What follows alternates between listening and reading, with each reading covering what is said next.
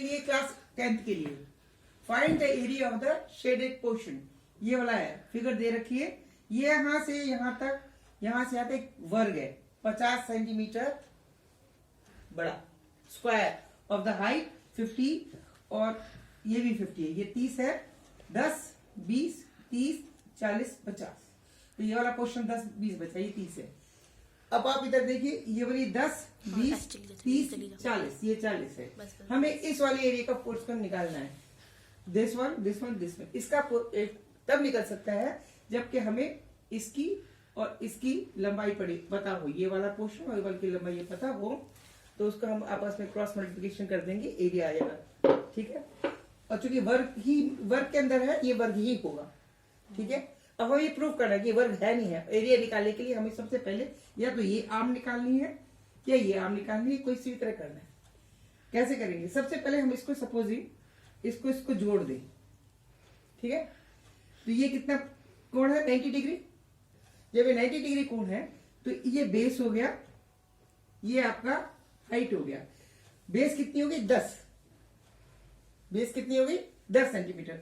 यहाँ 10 centimetre 10 centimetre 10 centimetre 10 centimetre 10 centimetre, total 50 है। Column बने हुए हैं, तो एक कॉलम 10 सेंटीमीटर का।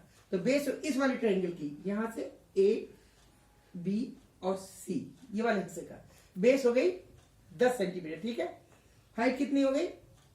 10 और 20।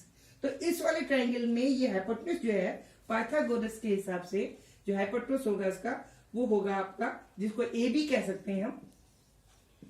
ए बी यानी दिस, यहां से लगे ए और बी, इसको लिख सकते हैं square root of 20 square plus 10 square, 20 का स्क्वायर प्लस 10 का स्क्वायर। ओके, बिल्कुल सही है। ये 20, ये है 10, इसका स्क्वायर प्लस इसका स्क्वायर बराबर इसका स्क्वायर, इसका फिर इसका रूट ले लेंगे तो इसके बराबर पाइथागोरस के हिसाब से। तो ये हो गया रूट ऑफ 400 मतलब प्लस 100। ओके, यानी इस हाइपोटेन्यूज ए बी की वैल्यू है root of 500। Root of 500, this will be equal to what? 100 का हो गया 10 under root 5। This is the length of this hypotenuse, कर्ण का लंबाई। और चूंकि ये इसके बराबर है, देखिए ये भी आप यहां से लेके यहां पर इसके बराबर, तो ये वाली कर्ण की लंबाई भी इसके बराबर होगी, पैरेलल है बिल्कुल। ये भी 20 का डिफरेंस है, ये भी 20 का डिफरेंस है। यहां से यहां तक की दूरी 20, 10 20, यहां से यहां तक की दूरी 20, तो ये लाइन इसके पैरेलल है, तो ये वाली लंबाई भी 10 रूट 5 हो गई। Okay, clear? अब इसी तरह से अब हम दूसरे केस में निकालेंगे। दूसरे केस में फिर हम वैसे कर सकते हैं, बिल्कुल सेम कंडीशंस में।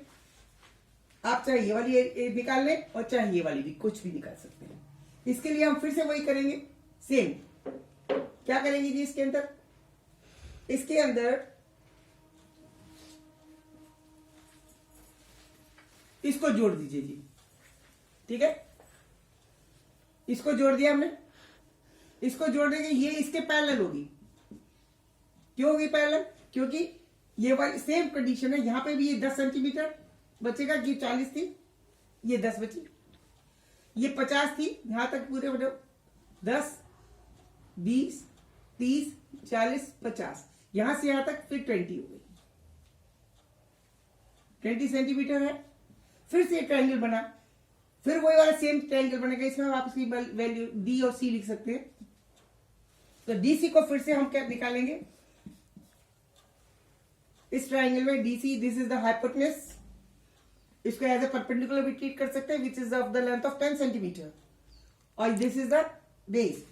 तो it can be written as DC square, वही पाइथागोरस के रिजल्ट से, इसका स्क्वायर प्लस इसका स्क्वायर का रूट, यानी फिर से 10 square plus square of the 200 root, sorry 20 square. Okay, फिर होल अंडर रूट। इसको मैं दोबारा बोल देती हूँ रब करके।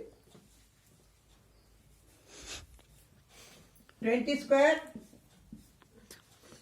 क्यूब। अब इसको जोड़ेंगे फिर से वही होगा 400 प्लस 400 अपॉन ये पूरा रूट। ओके, टोटल वैल्यू आ जाएगी रूट ऑफ 500। फिर होगी इसकी रूट वैल्यू 10 रूट ऑफ 5। अब इसकी लेंथ भी 10 रूट ऑफ 5, इसकी भी 10 root 5। Total area will be the multiplication of this both side, at this और दैट या दिस और दैट। हम ये और ये निकालनी है। इसको करेंगे ये वाली साइड जो इसके बराबर है, ये वाली साइड जो इसके बराबर है। तो इसका मतलब एरिया हो जाएगा area of the shaded portion